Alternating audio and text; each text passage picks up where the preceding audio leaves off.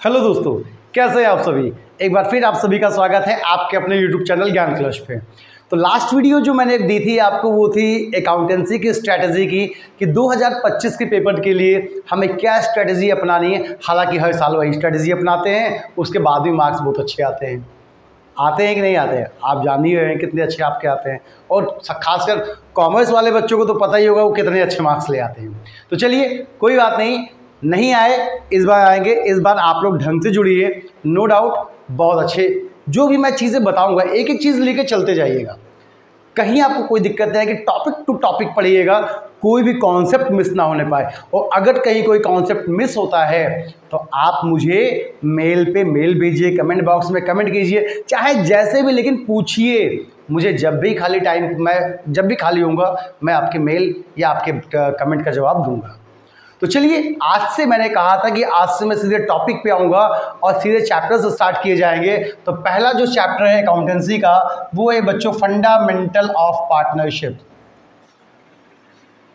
Fundamental of partnership. और चूंकि आप बच्चे इतने एक्टिव हैं, ये मुझे लगता है कि आप बच्चे इतने एक्टिव हैं कि अब तक आप में से बहुत लोगों ने इस चैप्टर आधा लगा भी चुका होगा, या हो सकता है कंप्लीट भी हो गया होगा। लेकिन उसके बाद भी एक क्वेश्चन अगर पूछ लीजिए तो लगेगा अरे सर क्या बताएं, अभी अभी तो पढ़ा है, रिवीजन का टाइम ही नहीं मिला, तो कहाँ से बता दें, शायद ना बता पाए। ठीक, तो चलिए उन्हीं चीज़ों के लिए मैं ये वीडियो लेके आया हूँ कि कम से कम कॉन्सेप्ट तो आपके ना हटें। अगर आप कुछ भूल भी गए हैं तो आप इनको देख के वो आपको याद आ जाएगा। तो बेटा, किसी भी टॉपिक को पढ़ने से पहले या किसी भी चैप्टर को पढ़ने से पहले आपको उस चैप्टर के टॉपिक्स पता होने चाहिए कि इस चैप्टर में हमको पढ़ना क्या क्या है। और एक भी टॉपिक अगर छूट गया तो दिक्कत तो फिर आनी है, क्योंकि कहीं ना कहीं ट्वेल्थ और ट्वेल्थ के बाद जो एक आजकल CUET आ चुका है एग्ज़ाम, आपके आगे का कंपटीशन, पहला कंपटीशन, वहाँ पे टॉपिक वाइज चीज़ें अगर आपके कॉन्सेप्ट्स नहीं अच्छे हैं तो बच्चों आप एग्ज़ाम नहीं निकाल सकते, डेफिनेटली नहीं निकाल सकते। फिर उसके बाद क्या होगा, ट्वेल्थ के बाद तुम बच्चे CUET की वीडियोस या कोचिंग ढूंढने लगते हो कहीं मिल जाए, और आपसे ज़बरदस्ती के पैसे ले लिए जाते हैं जिसका कोई मतलब नहीं निकलता है, क्योंकि आता है सिर्फ ट्वेल्थ की ही चीज़ें। जो आप ट्वेल्थ में पढ़ोगे बस CUET में वही आएगा। तो बच्चों साल भर अच्छे से पढ़ लो यार, क्या दिक्कत है। तो चलिए टॉपिक्स लिखते हैं। जो इसका पहला टॉपिक है जो आपको पढ़ना है वो है बच्चों पार्टनरशिप डीड। पार्टनरशिप डीड ये क्या होती है, अभी मैंने लास्ट वीडियो में आपको समझाया था, जिन्होंने ना देखा वो जाके देख लीजिएगा कि पार्टनरशिप डीड क्या होती है। तब भी मैं बता देता हूँ, agreement between the partners. Partnership deed एक ऐसा डॉक्यूमेंट होता है, ये रिटन डॉक्यूमेंट जो देखते हो ना स्टैम्प पेपर, ये वही है जो कि पार्टनर्स के बीच में जो एग्रीमेंट होता है रिटन वे में, इस डॉक्यूमेंट पर सब कुछ लिखा होता है। तो जब इनके बीच में एक रिटन डॉक्यूमेंट होता है तो उस रिटन डॉक्यूमेंट को ही हम क्या कहते हैं, पार्टनरशिप डीड कहते हैं। दूसरा टॉपिक जो हम यहाँ पे पढ़ेंगे वो है बच्चों profit and loss appropriation account. Profit and loss appropriation account. अब ये profit and loss appropriation account क्या होता है, अगर किसी ने पूछ लिया तो क्या जवाब दोगे कि what do you mean by profit and loss appropriation account. तो याद कीजिए, आपने 11th में पढ़ा था प्रॉफिट एंड लॉस अकाउंट। लो भैया, कहाँ से टच हो गया, सही है। एक तो टेक्नोलॉजी भी आजकल काफ़ी आगे है। 11th में आपने क्या पढ़ा था, प्रॉफिट एंड लॉस अकाउंट पढ़ा था। अब यहाँ पे क्या आ गया, एप्रोप्रिएशन अकाउंट। एप्रोप्रिएशन का मतलब है ये PL का एक्सटेंशन फॉर्म है। अगर सिंपल सी चीज़ में कोई पूछता है कि भैया प्रॉफिट एंड लॉस एप्रोप्रिएशन क्या होता है, तो क्या बताओगे, it is the extension of profit and loss account. क्या बोलोगे, इट इज़ द एक्सटेंशन। देखो ये बढ़ गया ना, एक्सटेंशन मतलब बढ़ना, तो PL से बढ़ गया, क्या हो गया, PL एप्रोप्रिएशन। सिंपल सा answer, it is the extension of profit and loss appropriation account. Nature दोनों का सेम है। PL अकाउंट किस नेचर का था, कौन से अकाउंट के नेचर का था, तो PL भी था नॉमिनल नेचर का। कौन सा नेचर था, नॉमिनल अकाउंट। और ये भी कौन से नेचर के अकाउंट है, नॉमिनल। तो याद रखिएगा, चाहे PL हो चाहे PL एप्रोप्रिएशन हो, दोनों ही नॉमिनल अकाउंट होता है। ठीक, इसका जो तीसरा टॉपिक आप यहाँ पढ़ोगे PL एप्रोप्रिएशन के बाद, थर्ड वन, वो है partners capital account. Partners capital account, इसकी भी बच्चों दो कंडीशन है, या तो कैपिटल फिक्स होगी या तो कैपिटल फ्लक्चुएटिंग होगी, या तो कैपिटल आपकी फिक्स होगी या तो कैपिटल फ्लक्चुएटिंग होगी। ठीक, पार्टनर्स कैपिटल अकाउंट के बाद जो यहां पर चौथा टॉपिक आप पढ़ते हैं वो है इंटरेस्ट ऑन कैपिटल, और इसका पांचवा टॉपिक जो है वो है interest on drawing.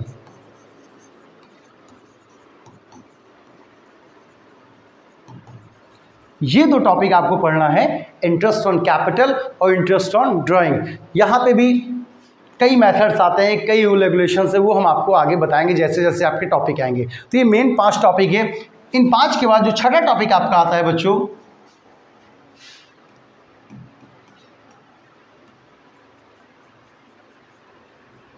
Guarantee of profit, guarantee of minimum profit लिखिएगा।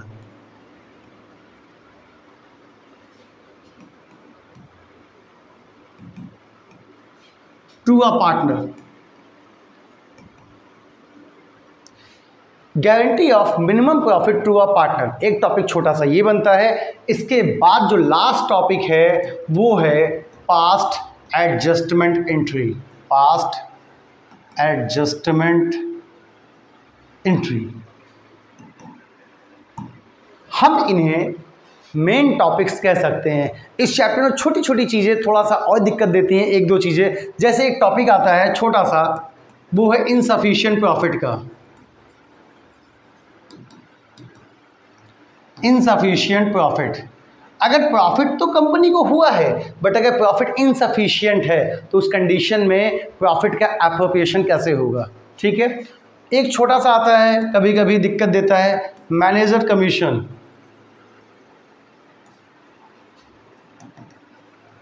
मैनेजर कमीशन, यहां बच्चा अक्सर कंफ्यूज हो जाता है बिफोर चार्जिंग सच कमीशन या आफ्टर चार्जिंग सच कमीशन। कहता है manager commission on net profit before charging such commission and manager commission on net profit after charging such commission. अक्सर बच्चा इसमें कंफ्यूज हो जाता है या यहाँ पे उसके क्वेश्चन गलत हो जाते हैं। तो ये जितनी चीज़ मैंने लिखाई है, एक एक चीज़, एक एक आइटम्स को मैं यहाँ बताऊँगा, एक एक टॉपिक को अच्छे से डिस्कस किया जाएगा।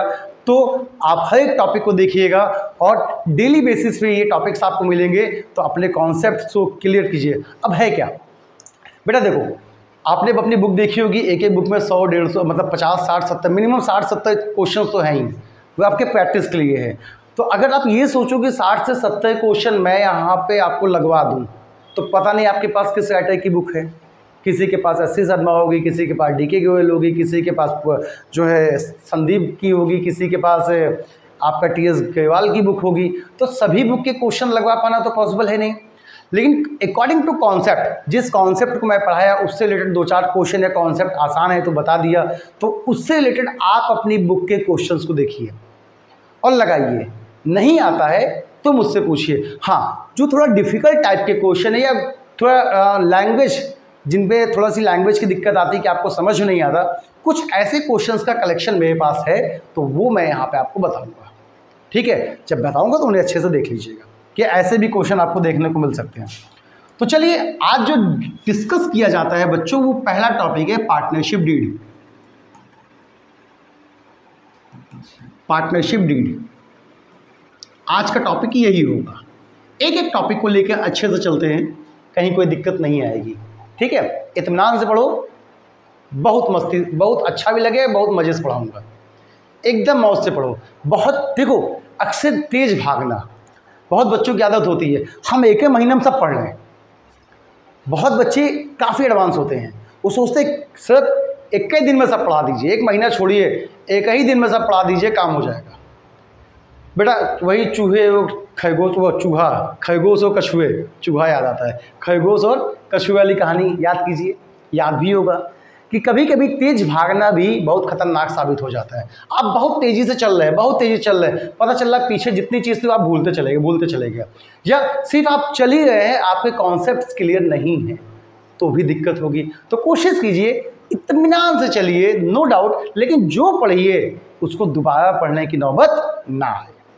कि बार बार पता चल रहा मुझे एक ही चीज़ को, हम बार बार पार्टनरशिप डीडें पढ़ रहे हैं, तो फिर दिक्कत होगी ना। एक ही बार में आपके कॉन्सेप्ट सही हो जाने चाहिए। तो बच्चों पार्टनरशिप डीड से रिलेटेड दो टाइप के क्वेश्चन यहाँ पे बनते हैं। या तो क्वेश्चन में पार्टनरशिप डीड प्रेजेंट हो, या तो क्वेश्चन में पार्टनरशिप डीड नॉट प्रेजेंट हो।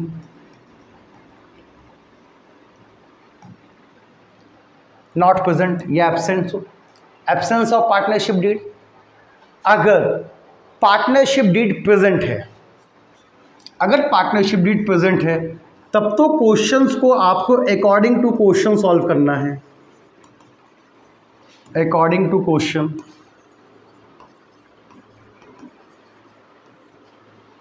अगर पार्टनरशिप डीड प्रेजेंट है तो क्वेश्चन में जैसा क्वेश्चन लिखा है अकॉर्डिंग टू क्वेश्चन, जो भी उसमें बातें लिखी हुई हैं, पक्की पार्टनर्स को सैलरी देना है, पार्टनर्स को कमीशन देना है, इंटरेस्ट ऑन ड्राइंग है, इंटरेस्ट ऑन कैपिटल है, जितना जो लिखा है according to question question solve कीजिए। अगर पार्टनरशिप डीड प्रेजेंट है तो दिक्कत कहाँ आती है, जब क्वेश्चन कंप्लीट देता है पैराग्राफ, एक छोटी सी लाइन लिख देगा कि there is no partnership deed, कि फर्म में पार्टनरशिप डीड है ही नहीं, और आप उसे है मान के लगा देते हो, सब क्वेश्चन पूरा पीएल एप्रोप्रिएशन सब कुछ बना के आते हो, बाद में पता चलता है क्वेश्चन गलत हो गया। तो बच्चों जब पार्टनरशिप डीड नॉट प्रेजेंट होती है तो ऐसी कंडीशन में पार्टनरशिप एक्ट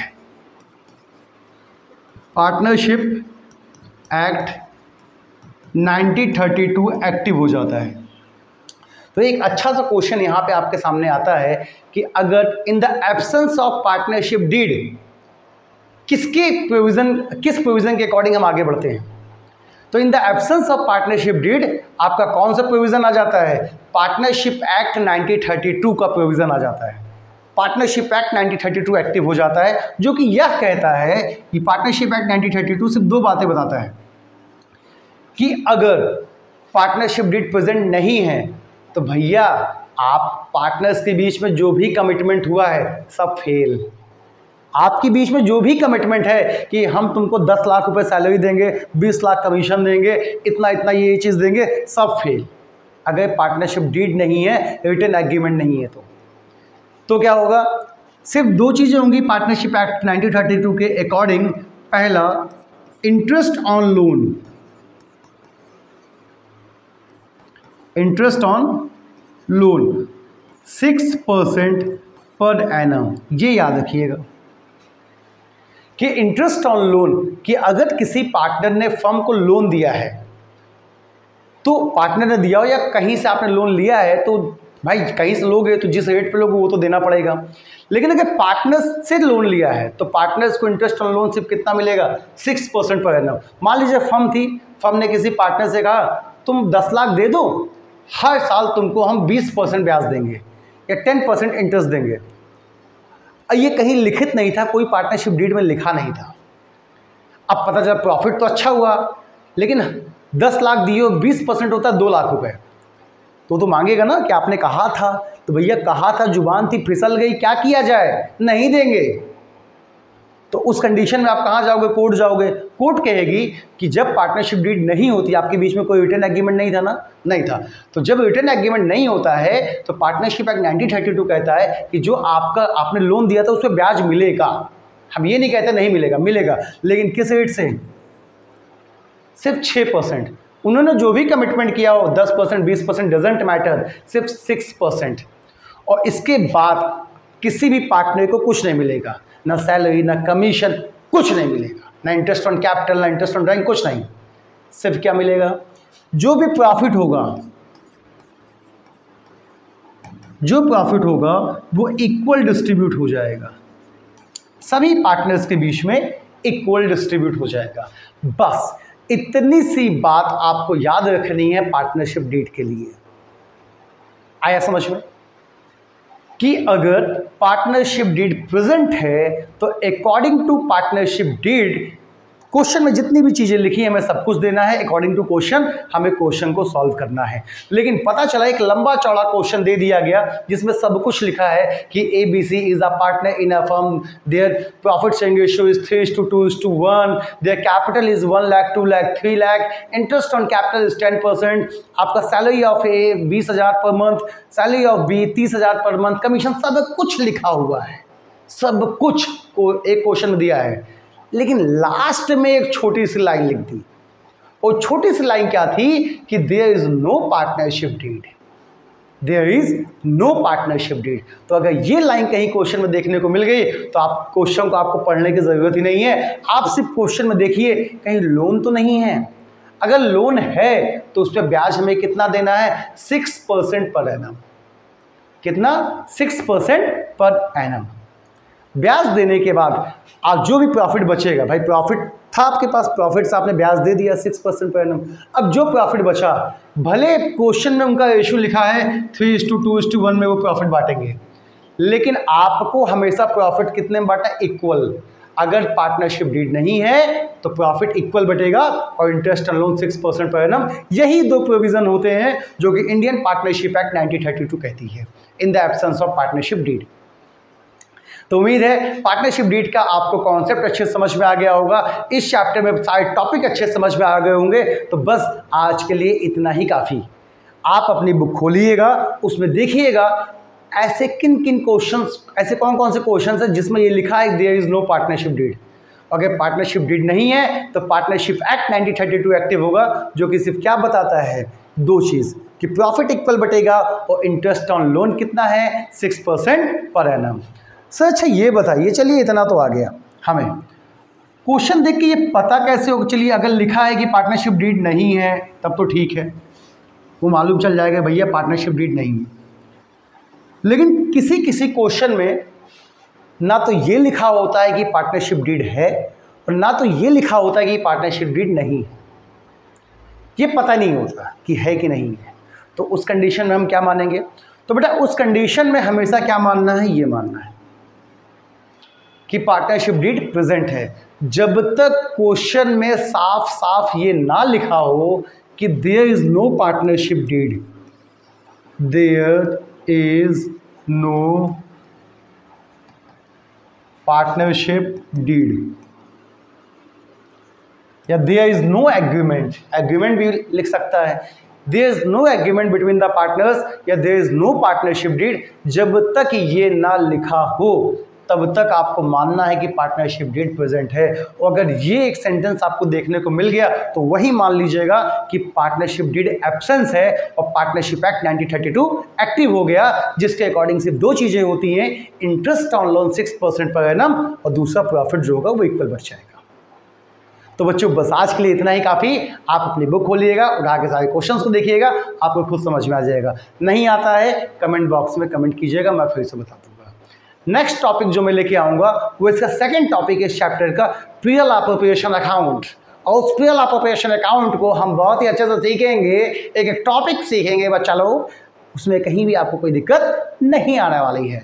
ठीक, बड़ा ही आसान सा अकाउंट है, बहुत मज़ा आता है। पता है 12th की अकाउंटेंसी पढ़ने और पढ़ाने में बहुत मज़ा आता है। जितना पढ़ने में मज़ा आता है ना, उससे कहिए तो पढ़ाने में मज़ा आता है। इतनी आसान सी बुक है, इतनी आसान सी बुक है 12th, कुछ नहीं है। पता नहीं क्यों बच्चों के दिमाग में यह एक हवा जिसे कहते हैं भैया बहुत डिफिकल्ट है, बोर्ड एग्जामिनेशन है, कैसे पास होंगे, इतना 3 बुक है। भाई बुक क्यों देखते हो, 3 ही बुक है ना। सोचो हम लोग जब पढ़ते थे तब भी बुक एक ही थी, लेकिन कंटेंट बहुत ज़्यादा थे। अब तो कितना सिलेबस ख़त्म हो गया है। सोचो एक अच्छा सा चैप्टर एनपीओ था, एनपीओ वो हटा दिया गया, नॉट फॉर प्रॉफिट ऑर्गेनाइजेशन, उसको हटा दिया गया, सीबीएसई ने उसे हटा दिया, जबकि बहुत ही अच्छा, बहुत यूनिक चैप्टर था। कई सारे कॉम्पिटिशन्स में बहुत अच्छा आता है, उससे बहुत क्वेश्चंस बनते हैं, लेकिन हटा दिया। तो इतना सिलेबस आपका इतना कम है, उसके बाद भी आपको लगता है भैया बहुत टफ है, बहुत टफ है, कैसे पढ़ेंगे, कैसे पढ़ें। भैया देखो कुछ टफ नहीं होता, टफ आप खुद बनाते हो, पढ़ना चाहते नहीं हो, कंसिस्टेंसी कॉन्टिन्यूटी आपके अंदर है नहीं, पढ़ना चाहोगे नहीं और सोचोगे सब कुछ बैठे बैठाए आ जाए। इसका एक सबसे बड़ा रीज़न है, पता है क्या, इतने ज़्यादा रिसोर्सेज आज के समय में बच्चों के पास इतनी अल्टरनेट व्यवस्थाएं हैं, यूट्यूब है, कोचिंग है, सेंटर, मतलब सब कुछ है, हाथ में मोबाइल है, तो भैया सब है। इतनी अल्टरनेट व्यवस्था है कि बच्चा कंफ्यूज है कि पढ़े तो पढ़े कैसे। सबसे बड़ी दिक्कत तो यही है। तो कंफ्यूजन के कारण ही आप हमेशा कंफ्यूज रहेंगे, दिमाग में कुछ आएगा नहीं। तो कोशिश कीजिए कंफ्यूज मत होइए और एक अच्छे कंटेंट को एक अच्छे तरीके से पढ़िए। नो डाउट सब कुछ अच्छा होगा, अच्छे मार्क्स आएंगे, नॉलेज अच्छी मिलेगी। तो बस आज के लिए इतना ही काफ़ी। नेक्स्ट टॉपिक में हम मिलते हैं प्रॉफिट एंड लॉस एप्रोप्रिएशन के साथ और सीखते हैं उसके पूरे फॉर्मेट को। तब तक के लिए थैंक यू।